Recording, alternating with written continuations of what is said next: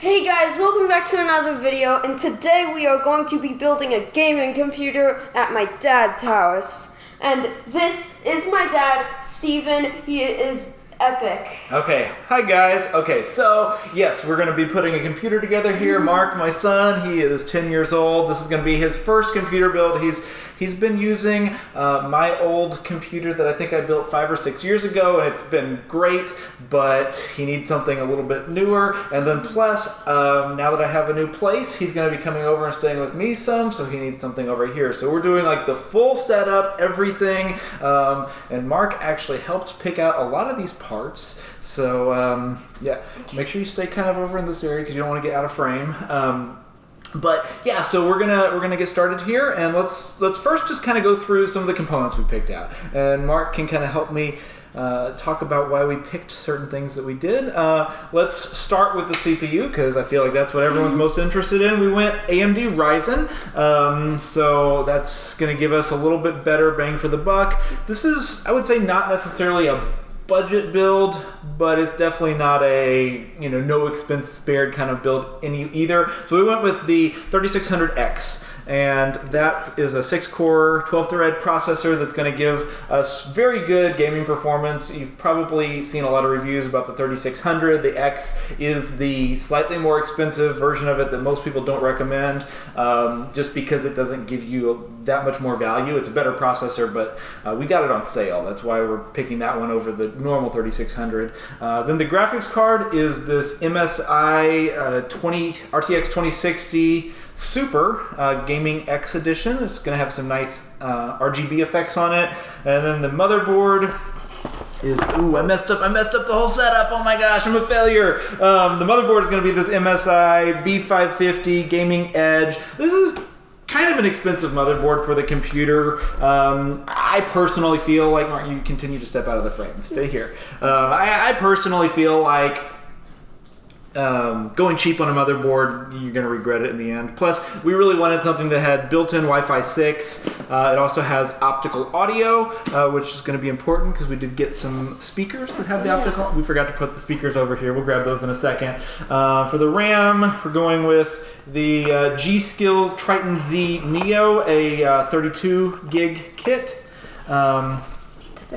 So yes, we gotta fix the staging. Okay, for the input device, SSD. So we went with the Western Digital Black 1 terabyte.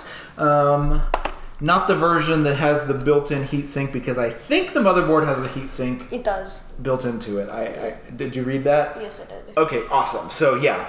Good decision there. I probably should have checked first, to be honest, but it worked out. Honestly, you don't 100% need a heatsink on an SSD anyway, unless you're going PCI Express 4, which we didn't. For peripherals, we went Red Dragon mechanical RGB keyboard.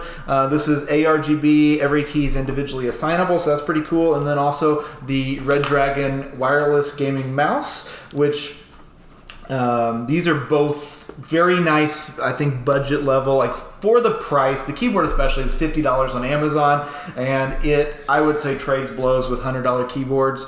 The one thing it does not include is a wrist pad, so we added the I messed up the staging again. I know. We added the This is Razer memory foam wrist rest because I like those. This is our work thing. It is this thing, but yeah. Yep. Yeah. So we don't have a mod mat or anything. So we just set the mouse pad here. Then last we do have a 3 terabyte Seagate. What is this? Seagate Barracuda 72 RPM hard drive. Here, you wanna? It looks ugly on the bottom. Yep. Here, flip it around and show them. So. Yeah, it looks kind of ugly on the bottom. That's the way hard drives are. This is back in the day. This is all we had. We didn't have fancy SSDs. Right now, we've got a power supply shortage. As everybody probably knows, they're hard to get. They're expensive. So we went ahead and, if they're going to be expensive anyway, you may as well get a good one. So we went ahead and went with the Seasonic. I like them because they do make their own power supplies. It's not just outsourced. And so this is the Focus GM 650, so 650 watt. This is 80 plus gold certified. So 650 is going to be more than enough for this build. That gives plenty of room to upgrade the graphics card down the road. We are on the heels of the new 3000 series graphics cards coming out. We couldn't wait that long, so we went ahead and moved forward with this. But if you needed to upgrade sometime later to a 3000 series graphics card, this is probably going to have enough power for everything other than maybe the extreme high end, which wouldn't be appropriate for these specs anyway. CPU cooler. Daddy? Yes. Can we make sure that the audio is actually recording so it's not... Can we make sure it's recording the audio? Well, let's finish this real quick, and then we'll take a look at it. Okay. Because we're almost done. So then we've got the CPU cooler. Now this processor actually does come. That's one of the values of the 3600X. Is it comes with a better CPU cooler that probably would be fine, but we went ahead and went with a third-party one because honestly, it's cool. Mark needed some more RGB in his life. Yes, so the RGB fan included. It's a deep cool tower standard cooler, so nothing too crazy there. I haven't used this before, so it'll be interesting to check out how it works. And then the case, lastly, is the Cooler Master H500 ARGB edition. So I've not used this particular case before, but I'm guessing it's probably the exact same as the standard H500, but with addressable RGB fans for the it has humongous fans. Yeah, the 200 millimeter fans in the front. So and it has an on button. It does have an on button. You're right about that. Okay, so those are the components. And do you want to introduce the peripherals as well? What's that? The monitor and stuff like that. Let me grab those real quick. Okay. All right, and through the movie magic here, we now have the forgotten peripherals. So we have this monitor, which is honestly probably nicer than most of the other components. We kind of went overkill on the monitor, but I feel like monitor is one of those things you buy and use a long time. Most people can keep their monitor for 2 computers, so I wanted to go this nice. This is the LG Ultra Gear 32-inch 1440p resolution. It's a high refresh rate, so you have the 144 hertz, so it's going to have that nice smoothness to it. Now I will say, and I warned you about this, Mark, the 2060 Super is going to be competent at 1440p.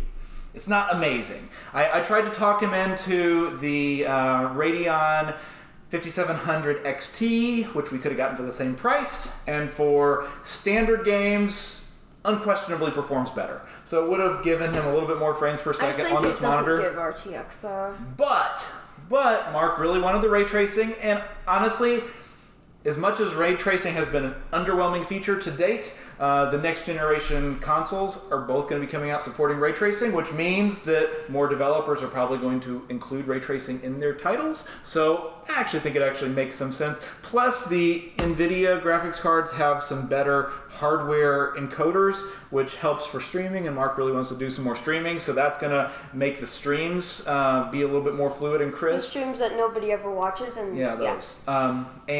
What else? And ray tracing for the future. The only videos I ever make that people watch are like how to cheat and put that aside for now. Speakers existent. Yes, and then next we have the boxes are ugly. Edifier. What is this? M3600D. I haven't used these speakers before. I have their big brother in my room now, and they sound great for a computer speaker. They're nice, and this does have an optical audio input, so we can get nice, crisp digital sound out of the motherboard into the speakers without having any kind of hiss or anything like that comes from noise from analog cables. I think we should start the build now. Yes. Oh, by the way, we're using these components. I have no idea what they are because Daddy got them. Yeah, they're just some Husky screwdrivers. All right, so let's get started.